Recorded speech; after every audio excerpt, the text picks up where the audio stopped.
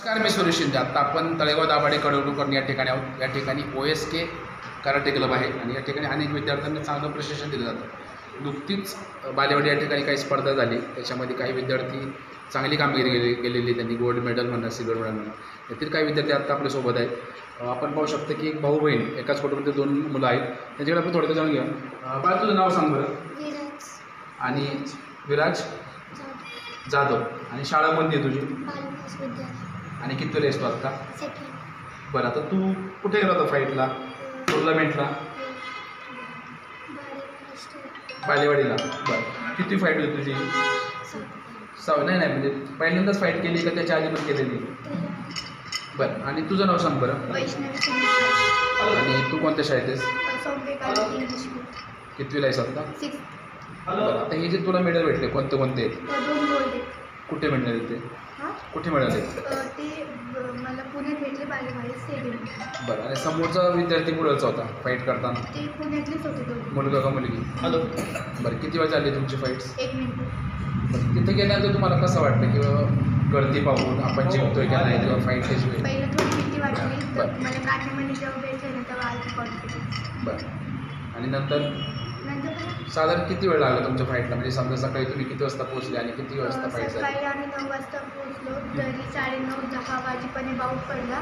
मग 10-11 फाईट, म्हणजे 1च मिनिट होती, तरी 10 वाजले. बरं, तू कोणत्या शाळेत? स्वामी विवेकानंद बाल विकासला. बरं, तू जे मित्र जे आहेत त्यांच्याबरोबर कधी तू असं फाईट्स वगैरे करतो का तिथं शाळेत? नाही. मग शिक्षक काय म्हणतात का तुला? शिक्षकांनी सत्कार वगैरे केला का ज्यावेळेस तुला आता म्हणजे दाखवलं त्यावेळेस? काय म्हणते शिक्षक? काय म्हणते?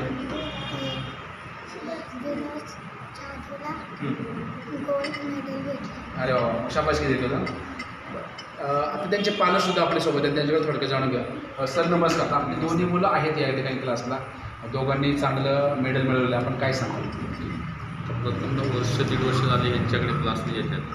प्रथमतः आपण रवी सरांचं अभिनंदन केलं पाहिजे.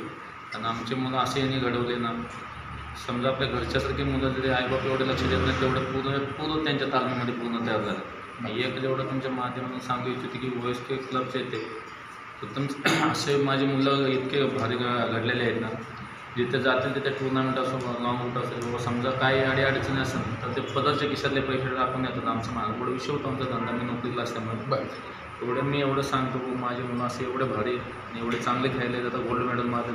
प्रत्येकाने बाबा ह्या OSK क्लबला एकदा भेट देऊन आपली मुलंसुद्धा असं भविष्यात घडवावे याचं थोडी गरजेचं आहे. बरं, आता कराटेला टाकायच्या अगोदर आणि आत्ता याच्यामध्ये काय बदल आहे दोघां मुलांमध्ये? कराटेला टाकायच्या अगोदर एवढे मुलं आमचे ॲक्टिव्ह नव्हतेच. बरं, तर ज्यावेळेस आम्ही यांच्या सरांच्याकडे ॲडमिशन घेतलं, आता एवढे ॲक्टिव्ह आहेत ना, ते आम्हालासुद्धा हे होत नाही. एवढे म्हणजे खूप म्हणजे समजा अभ्यासातली प्रगती कशी आहे? अभ्यासामधली आहे थोडीफार इकडे तिकडे होते, आता कारण ते तेवढं समजून घ्यावंच लागतं असं.